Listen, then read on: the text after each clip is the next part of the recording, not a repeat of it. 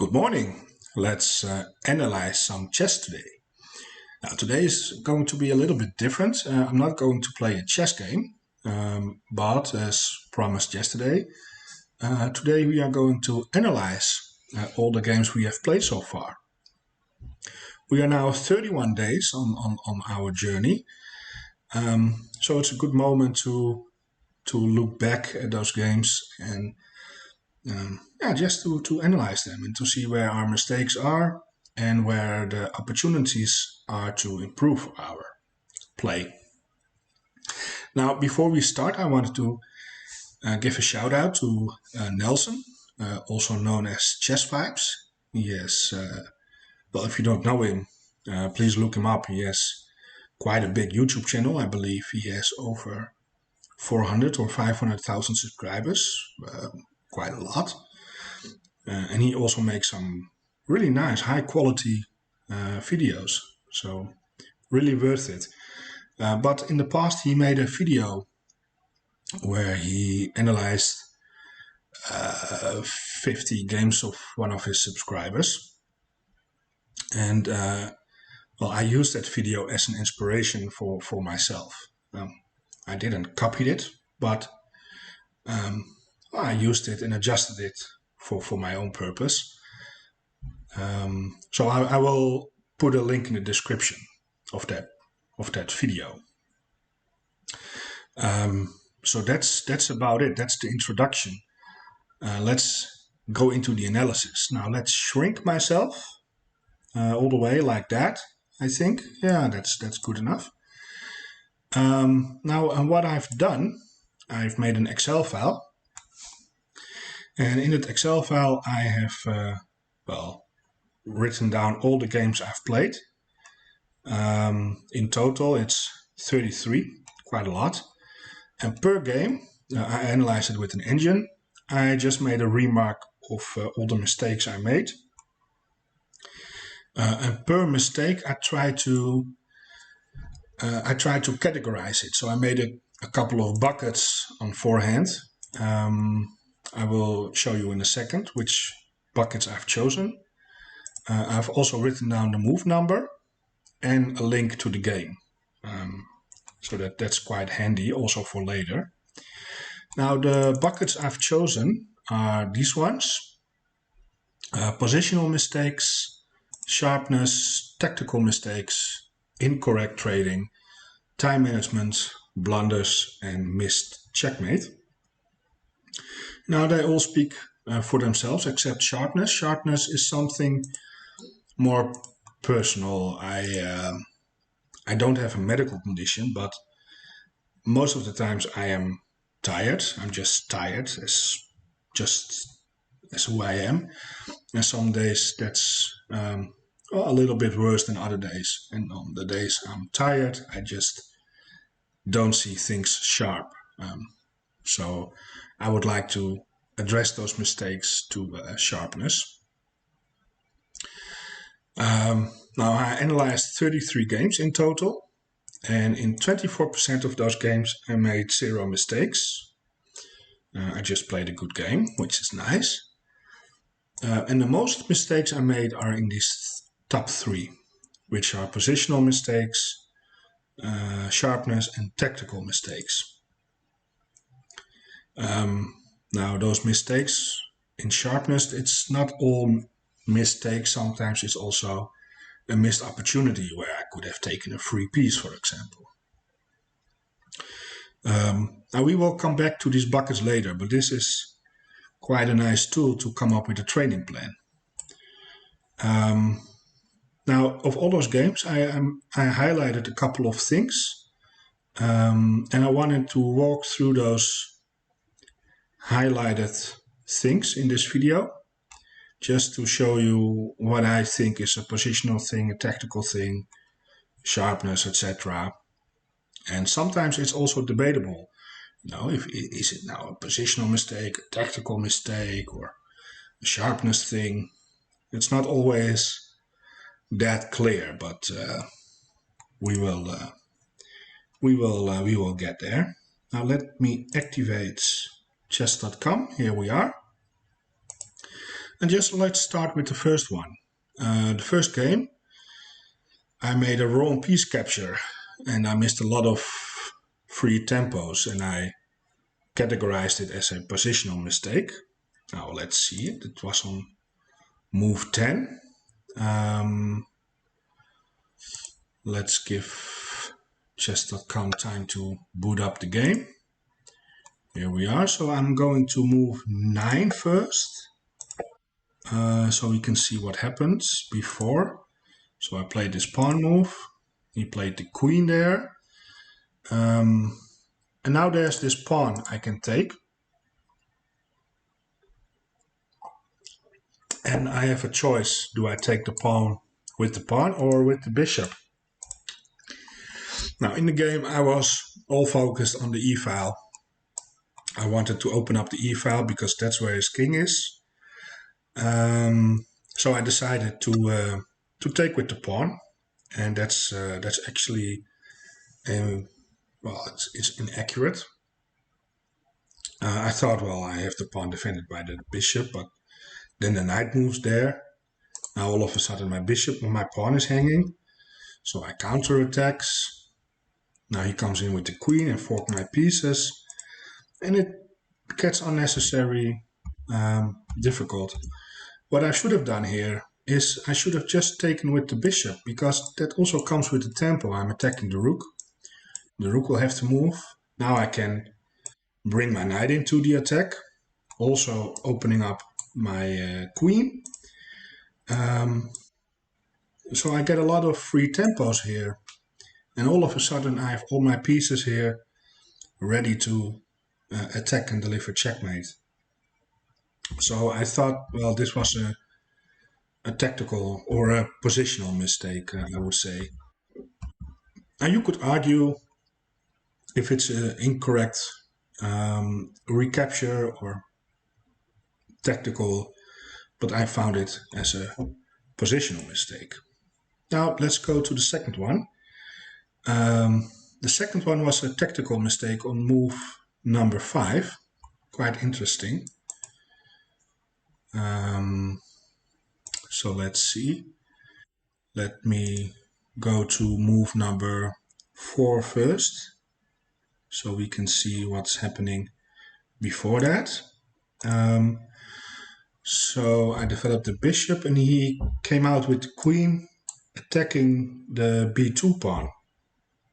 Now this is quite annoying, and I know that most of the times these pawns are poisoned. You cannot take them, especially when my pieces are developed like this, with my bishop and my knight. But I couldn't find a way how to sacrifice this pawn and trap the queen. And I spent more than a minute to finally just play rook b1, uber solid, just defend the pawn. But there's a tactical motive here, and that is a3. And if you allow, the capture of the pawn, but now it's poisoned, you cannot take that, because knight a4 traps the queen. And a3 is important to take away the escape square. So that's I would say a tactical mistake. I shouldn't have noticed that. But in the game I went here, and if you look a couple of moves further, I made a couple of mistakes, interesting ones. So, he dropped the piece there. I dropped the bishop back just to prepare the X-ray on the queen. He got some normal development, he castled. Now I want to castle as well. And this I would say is more of a positional mistake. I mean, I want to develop the bishop. But where do I develop the bishop to? It's not that clear where I should be going. Just get the thing out and castle. Now in the game I decided to play bishop d3, because that also overprotects the pawn. But it's a little bit passive, and that pawn doesn't really need that much of protection. I mean, if I castle, also the rook can go to the e-file. So a more active way of development should be bishop c4, attacking the undefended pawn. So that's also a tempo move. And that pawn is not easy to defend. And I can then later drop the bishop back, defend all my pawns. So I can actually move the rook. And this bishop here is super strong in this long diagonal. This is more of a positional mistake I made. And it also has to do something with, identifying those undefended pieces. You can use them to develop your tempo. Now in the game this happens, and here I decided to jump in with the knight because, well, unleashes the bishop on the queen, and I wanted to take that bishop out because I'm up a piece, so trading is good for me. He went there with the queen, and here I made a tactical mistake because there's a way to trap the queen, and I spent quite some time trying to calculate it, but I couldn't find a way to trap it. Now this is where calculation comes, but I just couldn't calculate everything. But the move here is b3. That just traps the queen. Now the queen has two options. Well, if it takes the pawn, well, then you can, I believe the right move is to capture that bishop, and then get the bishop here and prepare rook a1. That is actually unstoppable. And if he goes there, then there is a line where you can trap the queen like that. And you go here, and then he takes the knight, you take back. And there are ways to trap the queen there.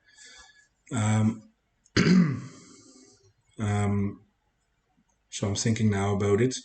I'm not going to play it out because I don't remember anymore. I have to do that with an engine afterwards. But that is a tactical mistake. That's something I need to practice more. But anyway, let's go to the third one. The third one was actually quite interesting. That was a positional mistake on move number 9. A pretty nice one, I would say. Really subtle. So I believe this was a Caro-Kann. I played with the black pieces. So let me go to number, let me go here. This is move 7, I believe. So my opponent castled here. I'm about to castle too, but I'm considering this expansion in the center, which is pretty nice. So I was looking at it, but I was like, well, then the knight drops back, and all of a sudden my pawn has become a weakness here, and my queen is defending the pawn. So if ever that knight moves and he recaptures the bishop, I have to take back, and then that pawn is hanging. But I missed the follow-up here, because what I should have done here is, after that move, it's quite forcing, identifying the undefended pieces here. And if I did that, I would see that this bishop and this pawn are both undefended. So queen a5 is a very strong move, which attacks a couple of things. And you don't want to let my queen come in at a2. So the line here is to take, and king b1, and everything is fine for my opponent. But now that pawn is defended, I can castle, and I have some nice space advantage. That pawn is quite annoying for my opponent. It really clamps down his position. The knight has difficulties to develop. The bishop cannot come out. And this is just a very nice position to have. But it's the calculation and the follow-up that is undeveloped of my. So I only saw this, and I didn't look any further than that. So that's something I need to practice on. Now let's go further. Let's go to game number 4. That was a sharpness mistake I made. That's quite interesting. So let's see. Oh, I have to go back. Which move was that? Move number 9 as well. Let's see. So let's go to move number 8 first. Yeah. So I played rook e1. Why? Because I sacrificed the knight to take the pawn in the center, and I did that because I knew I was going to win back the piece one way or another. But my opponent defended the piece with the queen, and I was like, oh boy, how am I going to win back the piece?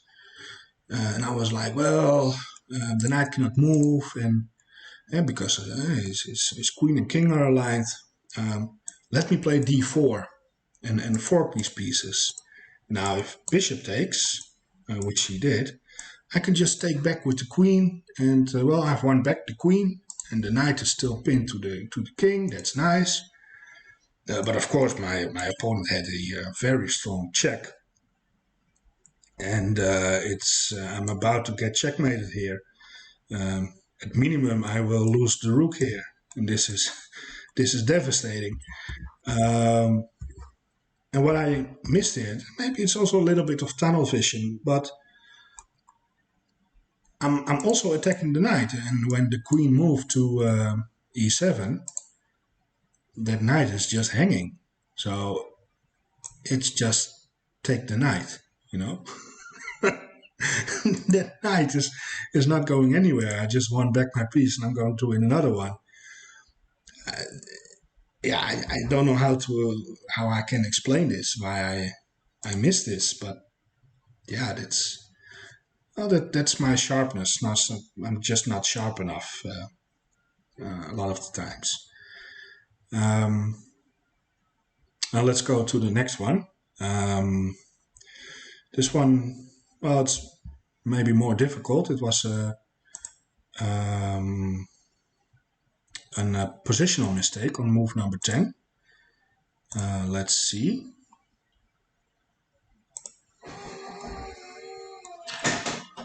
Let me turn off the engine again. So move number 10, let me go to move number 9 first. So, okay. So what happened? Oh yeah, I took back the piece in the center with my rook.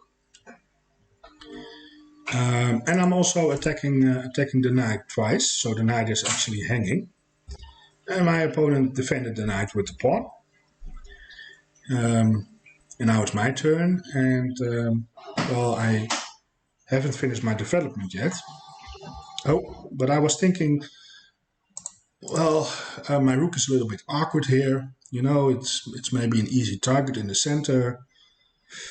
I'm not quite sure. I wanted to play it safe, so I lost the tempo by bringing the rook back. And it's unnecessary. Now it's my opponent's turn. He developed the queen, very active, putting a lot of pressure on the f2 pawn. And now I need to defend it, so my position gets a little bit cramped here.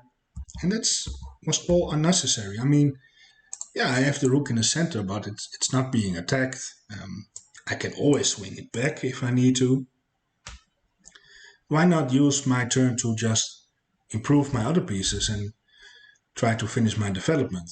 Now, how I could have done that? Well, that knight is actually unprotected, as in it's attacked twice, but it's also defended twice. So if I add an attacker, well, at least I can maybe win a pawn.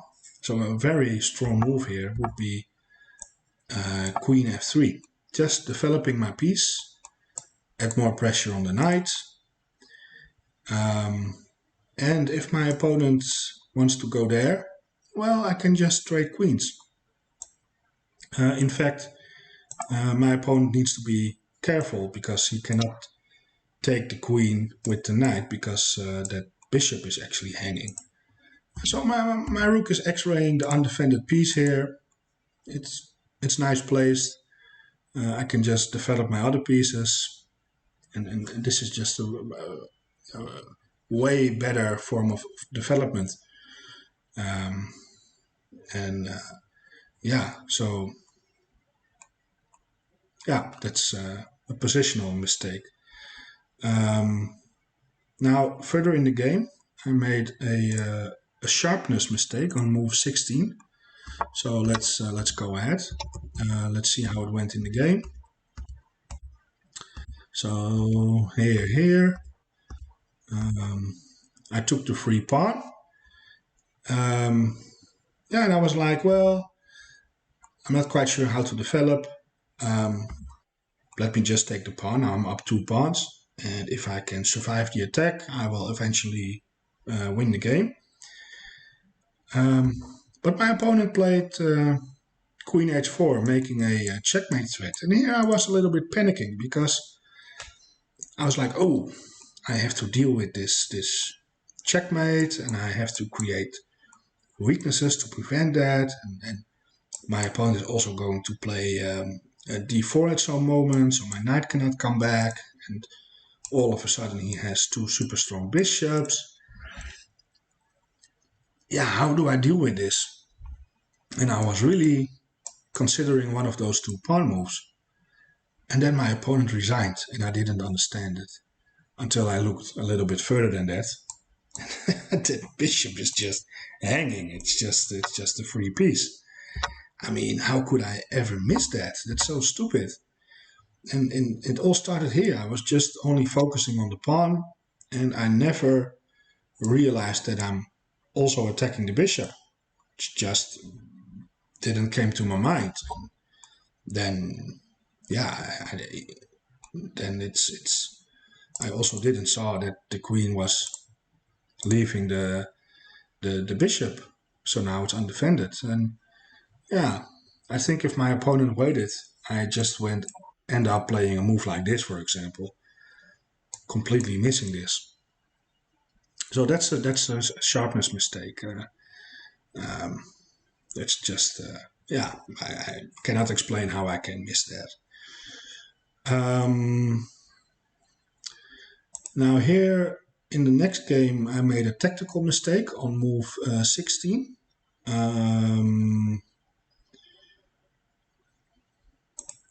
It was in an Italian game. Let me see, move 16. Which is arguable. Maybe it's more of a positional thing.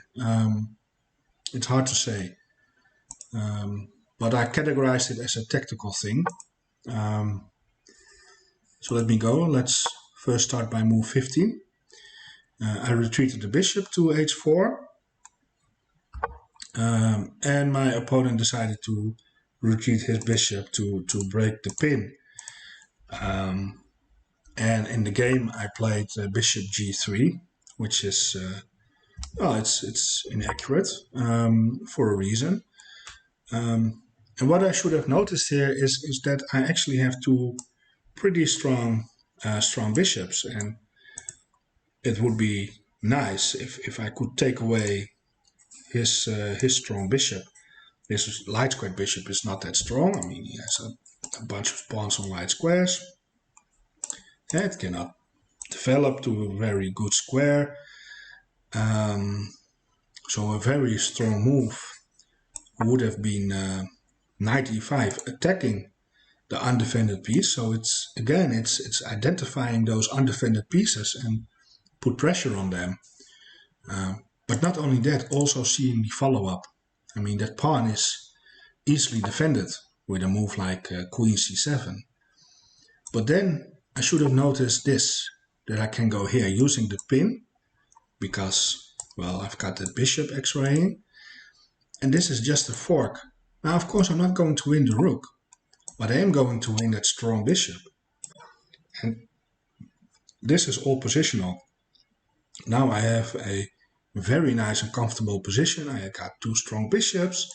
I have the spin on the queen. I have cleared the path for this queen. And this is just a very comfortable position.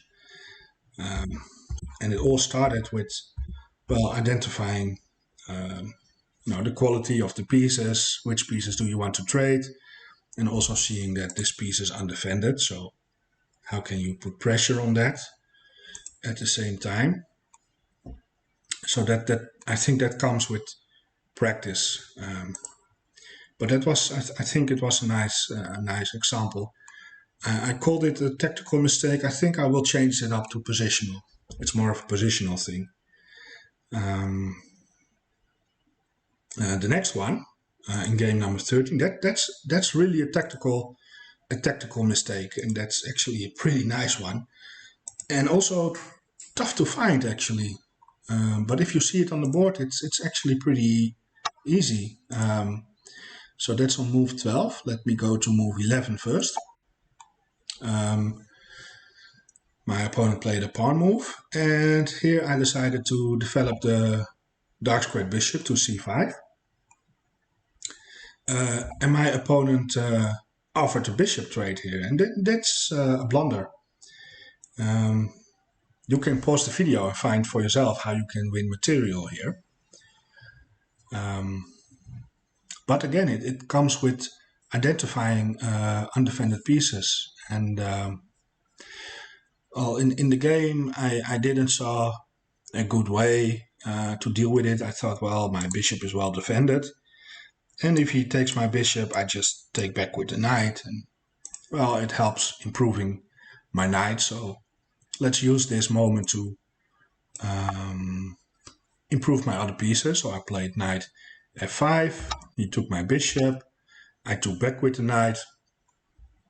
And I have a comfortable position here, and my opponent made it worse. And well, I'm quite happy here.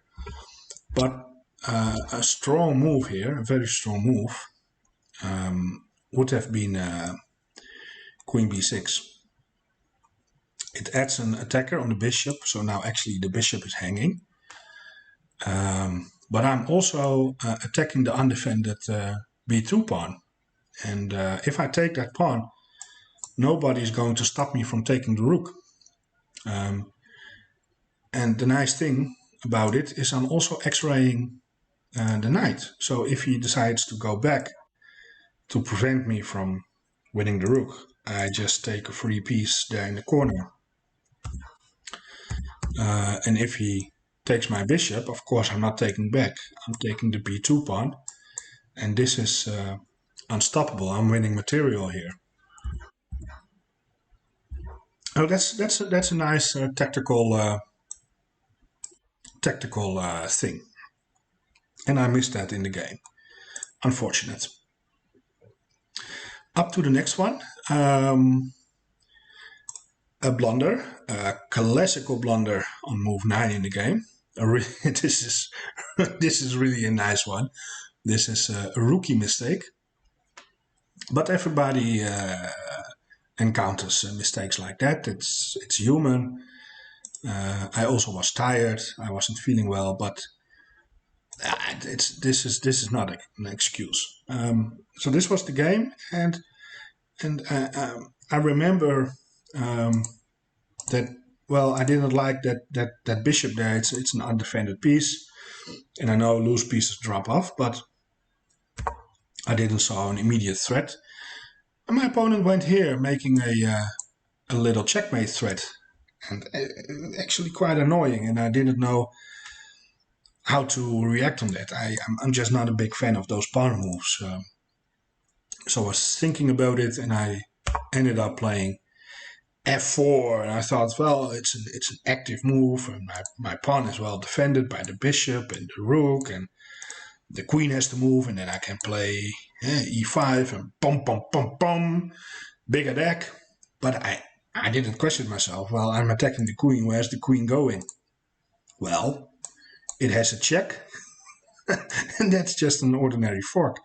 And that's what happened in the game. He gave me the check. Yeah, and I'm just losing a piece there. Just like that. That's so simple. But, well, I missed it in the game. Just wondering and asking yourself, well, I'm attacking a piece, where's the piece going? And if I just actively ask myself that question, 100% I would have noticed this tactical idea.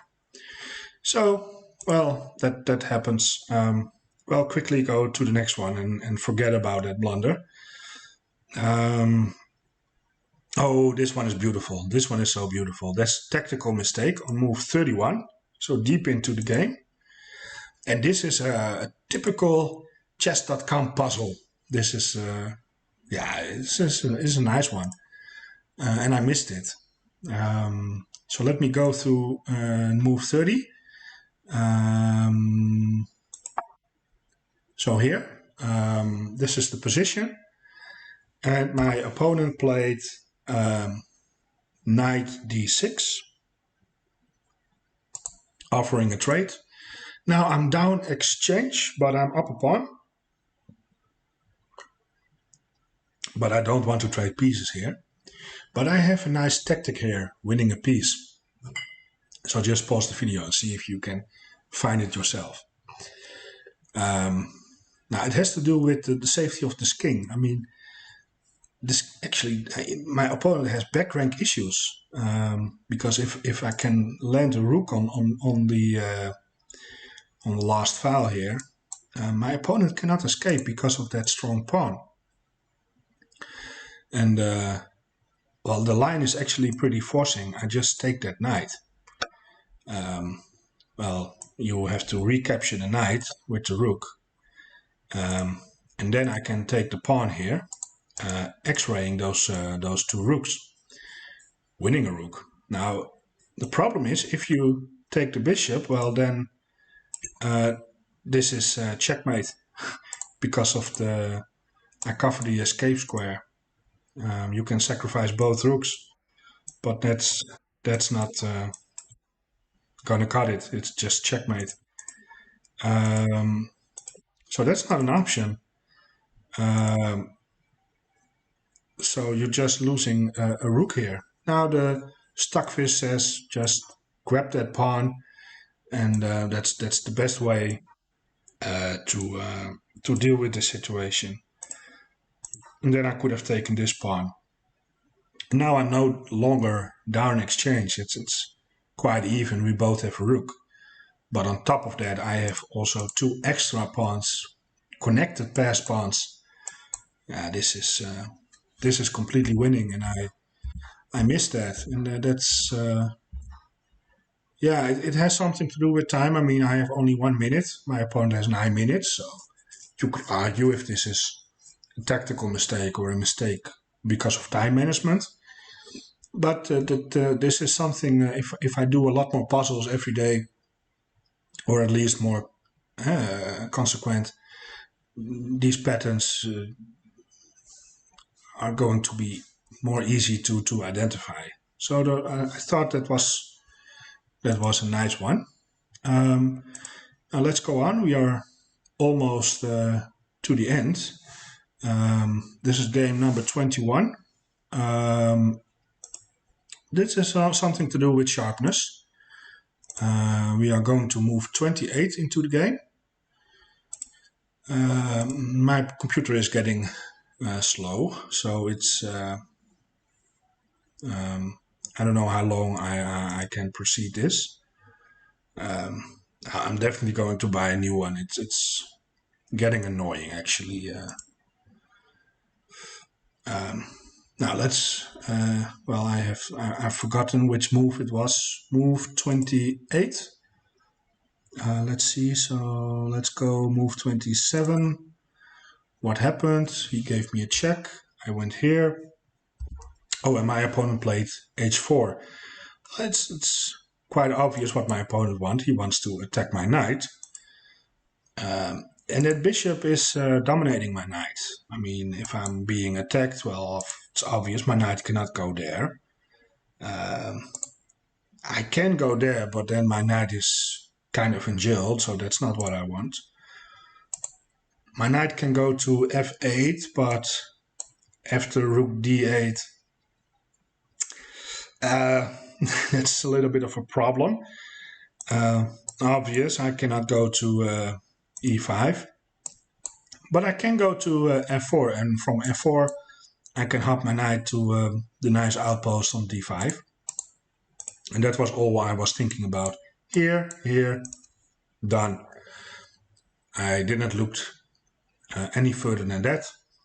So I used my time to, improve my pieces. And I ended up playing c5 just to make some room for the king, so I can get off of those dark squares. Obvious, my opponent continues, played h5. And now I wanted to go there, but now I realized that's an oopsies because of this fork. I am going to lose a knight if I play that. So now I have actually a problem. Now the only move I have, which is reasonable, is this, but my opponent could have punished me quite a lot with this move, and this is quite a tough position. Well, luckily my opponent didn't punish me for that, so I could actually get my pieces out and enjoy a nice position. But I should have noticed in this position already that also f4 is not possible. If I just looked one move further than that, I would have noticed that. Maybe I could have prepared that, maybe with a move like that, although, well, that it's also possible. At least I can get my knight to f4 without being forked. But, that's due to my sharpness. Now we go to the next game, game number 22, and I made actually 3 different kind of mistakes in a row, which is quite nice actually. I made a positional mistake, and then a move later I made a tactical mistake. On top of that, I also made an incorrect trading, which is maybe even a blunder, but quite a huge one actually. Now my opponent didn't find it, the way to punish that, but yeah, it was not good. So let's go ahead. Let's go to move 16, I believe. Something like that. Yes. So this is the whole point. My opponent went queen d7, attacking my my undefended pawn. So I needed to move the knight somewhere so my queen can protect the pawn. And well, I thought f3 is a nice move. I'm also pressuring the center, and now my queen is defended. But of course my opponent is going to play one of those rook moves, apply more pressure on the pawn, so I'm not sure if I can hold on to it. But there's so much a stronger positional idea which accomplished the same pressure on the center but also set up something nasty. And that is knight c4. Now I'm still pressuring the center. I'm also attacking the pawn, or defending the pawn, sorry. But what I'm also doing, if he applies more pressure, I am setting up a very nasty discovery attack with my knight. So now he doesn't have time to take the pawn. If he takes the pawn, well, he's going to lose a queen. Now this is a nice, well, positional, tactical thing. And if my opponent moves out of the discovery, well, I have time to defend the pawn with the rook. And that way, well, I can hold the position. So that was a little bit better. Now I win knight f3. It's not that bad, but of course my opponent brought the rook in, and I didn't saw a way to defend the pawn. But there's a tactical way to defend it, and actually quite easy. And that's by giving this check, just getting my queen out of there, buying some time. Now if my opponent moves the king, I can just defend the pawn with the rook, and it's not hanging because, well, the he has to attack us, but the queen is up front, so he's not going to sacrifice the queen there for the pawn. This was a very nice way to defend it, and I have time to double up and do all sorts of things. So, but in the game I didn't saw that. In the game I went for a counter attack. I thought, well, if he's going to take my pawn, we get a lot of trades, and in the end of that, at least I'm winning back the pawn. Now, of course, my opponent could have just played rook e8 first if he had the patience, and then, well, I'm not winning anything. This position is, well, I'm losing control here, but my opponent decided to take the free pawn, so we had a big exchange. And now this is an incorrect trade of me because, well, I want to take the pawn, but in what order do I do it? Do I take it with the knight or do I take it with the bishop? Yeah. Now, my logic was, well, if I take with the bishop, then the knight takes, then I take back, and I'm attacking the rook. I'm gaining some tempo, and I can use that tempo to defend the hanging e4 pawn. That was my whole idea, and that's it. I didn't look any further than that. It was good enough for me. But I could also have thought about it, well, if I take with the knight first, knight takes, bishop takes, yes, I'm losing that pawn, but I'm also pressuring the c7 pawn. So, and that was actually the better decision because, well, this happens, and this is actually a blunder. This is also a typical chess.com puzzle. You know, it's not checkers. He doesn't have to take my piece. This is very common. I mean, the bishop is defended by the knight. So if you take away the defense of the bishop, you are going to win that piece. So a very strong move would have been rook takes knight. And all of a sudden my piece is hanging here. And I lost the knight. Now if I take his knight, that same rook is going to recapture the bishop. And I'm just down a full piece. So I actually have to take that rook with the pawn. And yeah, then he's going to take my bishop. And I'm just down a piece. Now I have two rooks. But this is not a very pleasant position. So that's, yeah, I don't know. Is that a blunder, a tactical mistake, or incorrect piece capture sequence thing? I decided to call it a tactical mistake because it's also pattern recognition. I should have noticed that well, this is a common tactical idea. So, and I missed it. In the game, luckily, it didn't went like that, and I won actually a nice endgame. But it was there for my opponent, definitely. Now, and let's go to the next one. We are going to game 25, and we are almost at the end.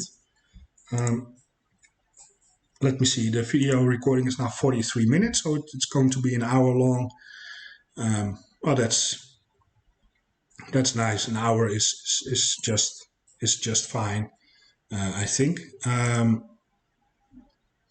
So this game, this was sharpness, actually pretty easy to spot afterwards. Move 27. So it's let's go to move. Well, let's go to move 21 to begin with. So we can see what happens. So we got some trading of pieces. I come in with the queen. I have some pressure on the knight, and I want to win that knight. That's the whole point. So I went here with check, adding an attacker on the knight, but he blocks with the queen, of course. And well, if I take the knight, I lose the queen, so that's not possible. So I was like, I'm not going to win the knight. And that was, you know, what I was. I decided that I couldn't take the knight. Well, so I took the free pawn. My opponent castled, and I was like, well, I cannot take the knight. Well, at least I'm going to win all the pawns, and I ended up having 2 pawns in this endgame, which is also winning. It's also nice. But if I paused here, oh, my queen is not longer under attack, and I have 2 attackers on the knight. So I don't know. This is just a free piece, and this is a lot better than being up 2 pawns. This is just a free piece. So this is just sharpness. You know, it's very obvious. Take the free piece. Now the next example, incorrect trading on move 27. And this has also something to do with identifying the threats of your opponent, which is actually, for me, this is a difficult thing. Not only thinking about your own plan and your own structures, etc., but also identifying the threats of your opponent. Move 27. So let's go to move 26 first. Let's see what happens. Oh yes, he was attacking my knight. So I hop my knight into the center. That's a nice place. And I thought, well, if he takes my knight, I recapture with the pawn. And that's what happens. And I thought, well, that I have a nice pawn chain. I have the open file to work with. Well, that's nice. But I have 2 options. I can take with the pawn or take with the rook. Now, what I should have noticed is that my rook and my queen are perfectly aligned for the skewer. And if you see this, then it's obvious that you take with the rook here. Of course, in the game, I didn't saw that. I took with the pawn. Yeah, and then that skewer happened, and yeah, I'm going to lose the exchange here. And on top of that, I made another mistake. I would say a blunder, actually. And I wanted to escape the pin, and I went c8. And by doing that, I'm no longer defending the bishop. So yeah, the bishop is just hanging, and that's just a free piece for my opponent. Now, my opponent didn't saw that. He went for the exchange. Well, it was better if he took the free piece. A free piece is always better than winning the exchange, but I got a little lucky there. But a better move here for me would have been, if I wanted to escape the pin, e7. Just keep an eye on the bishop as well. That's just something to keep in mind for the next time. Now, this was the next one is actually also pretty nice. It's a tactical mistake and has to do with yeah, well, of course, with calculation. And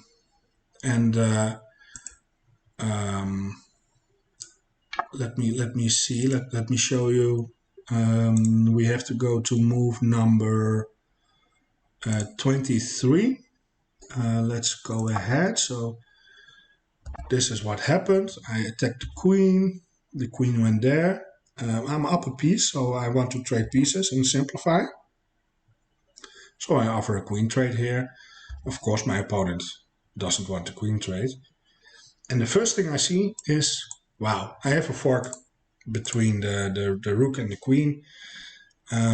But I rejected this move way too fast because I saw, well, what can my opponent do to me? Well, if he plays rook d1, then he is x-raying that rook. And I can, if I take the queen, well, I am being checkmated here. And, well, that didn't look good. So that's not a good move. And if he plays there, I have to fix my back rank issues, and I don't want to let, well, I don't want to leave myself in this annoying pin. So let's not play that fork. Let's just fix my back rank issues. and I ended up playing h6. My opponent played e1, and there's no more fork, but I live another day. But if I calculate a little bit more than that and looked further, okay, so I fork him, and what if happens if he played rook d1? Well, I should have noticed that the rook is also undefended. So if I can move my knight with a check, for example, oops, I'm just winning the rook. Now, can I give a check with the knight? Yes, I can, of course. This is check, and I'm winning the rook with check. And there's only one way to defend it. These are all forcing moves. And rook a1, this is crushing. There is no way he can add a defender to that bishop. I'm controlling these squares. This is game over. Well, this complete line is maybe too long for me to calculate everything. But at least I should have noticed that, well, if that happens, I can move with check and win the rook. That's pretty basic, I would say. So, okay, that's a miss on my part. Let's go to the next one. Yeah, this is sharpness. This is actually pretty stupid. Move 16. If I look back at it, I don't understand what went through my mind. But that happens. Let's go to move 15 first, or 14, to see the entire sequence. So my opponent played the bishop here, applying pressure on the c2 pawn. So that's a good move. Now what I saw is, well, I can fork these pieces, right, with g4. And if my opponent takes, well, I have this royal fork in my back pocket, winning the queen. So he can't actually take that pawn. Maybe he has to move back to prevent that, and then I can win the knight. But if he takes, well, I can just sacrifice my queen, winning that bishop. And if the knight takes, well, I have this check, this in-between move, and then I win back my queen. And then after he recaptures the knight, there are still two pieces hanging. And after that long line, I am just up a piece. Well, simple as that. Let's play that. Okay, so that's what happened in the game. I forked these pieces. He took, I sacrificed my queen, like, hey, it's a cool move.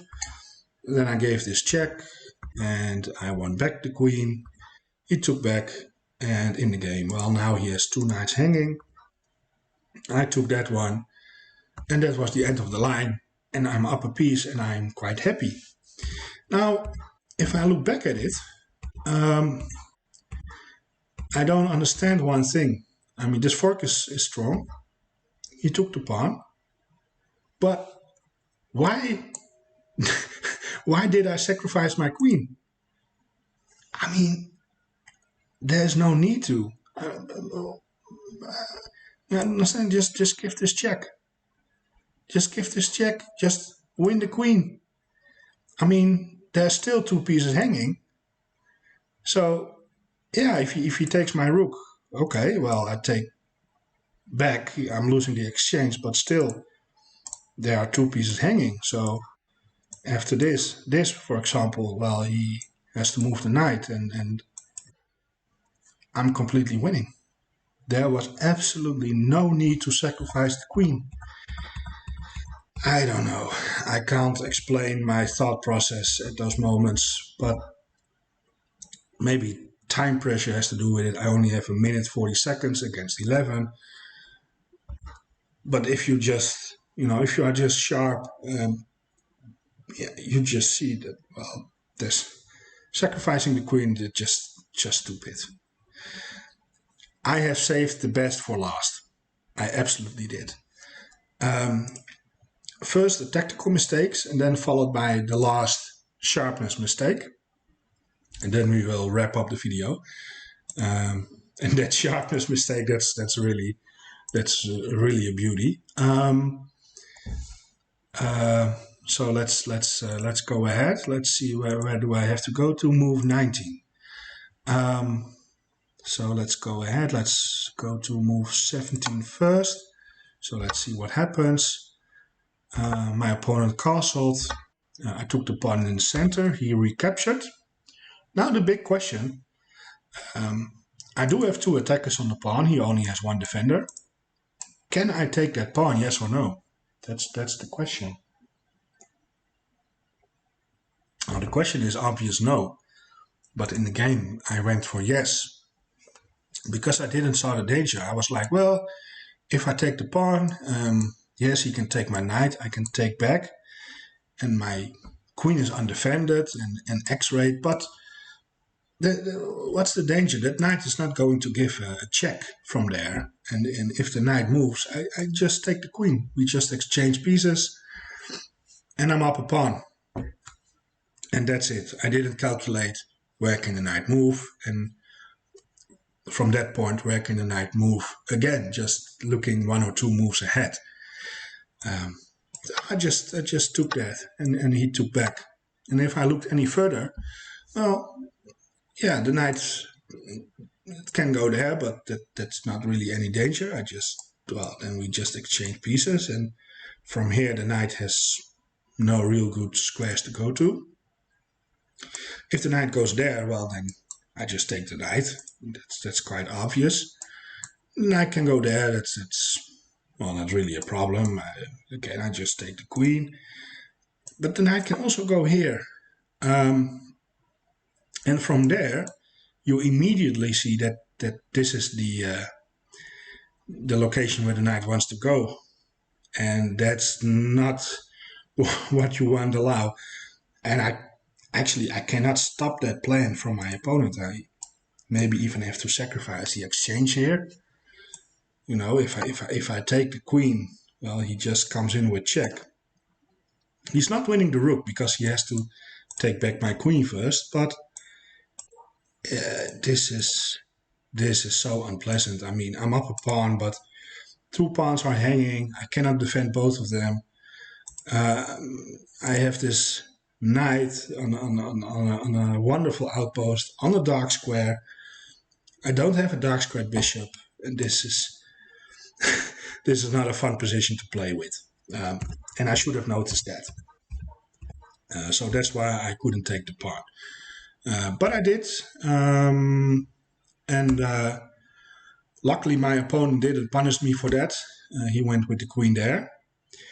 And the first thing I see, and this is the last thing I will do on the video, but there's this skewer. You know, it's winning material here. But then I was thinking, well, what can my opponent do in reaction? Well, my opponent can give me this check. Yeah, it's pretty annoying, actually. I cannot block the check. I can with the rook, but that's not what I want. And I'm going to lose the pawn, and I have to move the king up, and then he brings the other rook and x-rays my queen. And you know what? Oh, just I ended up castling. Just be safe. And then when I rewatched my own video, I was like, how on earth is my opponent going to give me the check? How? If my bishop ends up here, my queen cannot go through my bishop and give a check on b5. That's impossible. What was I thinking? I don't know. I was not sharp. That's just stupid. I couldn't visualize it, and I ended up playing castling. I still ended up winning the game, but this is just something. Yeah, come on. This, okay, I don't know how to explain that. It happens to my games from time to time. Now, that was quite a lot. We have completed an hour. Let me close this tab. So we are back in Excel. Now, if I go to the bucket, So I made a lot of, let me zoom in a little bit. That's too much. So most are positional mistakes, mistakes because of sharpness and tactical mistakes. Now, for what my training plan, well, tactics, I'm just going to play tactics on chess.com. The survival mode, and my record is now 49, and I'm aiming for 60. That's my goal for the end of the next month. For positional mistakes and sharpness, a lot has to do with calculation and understanding of piece play and strategical things. So I actually bought a course on Chessable. I forgot the name about it, but it has I think the name is Mastering Calculation or something like that. It's just a course that helps you improving your calculation skills and recognizing those patterns. So I'm going to work on that. And I think what's a nice thing to do is, for the next 31 days, I'm going to work on that course. And then after 30 days, I'm going to do the analysis again, of course, for the next 30 games, and then try to compare this table with the table of the next 30 days and see if there is any improvement. Now, of course, my opponents are getting stronger, so also that has also impact on the type of mistakes I will make. But we will see. I think that's a good plan to follow up with this. Now that's about it. It was a long video, but I hope it was instructional and you enjoyed it. And if you're watching this and you have tips for me to improve or whatever, especially on the sharpness thing, because on sharpness I'm not quite sure how I'm going to improve on that. So if you have ideas, please let me know. I would appreciate it. If you like the Excel file and you are like, well, I want to have it, to review it or to use it for your own or something else, you can reach out to me and I will happily email you this file. Yeah, I have no secrets about that. That's absolutely no problem. That's about it. I want to thank you for watching. Enjoy the rest of your day. And I hope I will see you back tomorrow. And then we are going to play a rapid game. 15 minutes with 10 seconds increments. All right. Enjoy the rest of your day. And goodbye.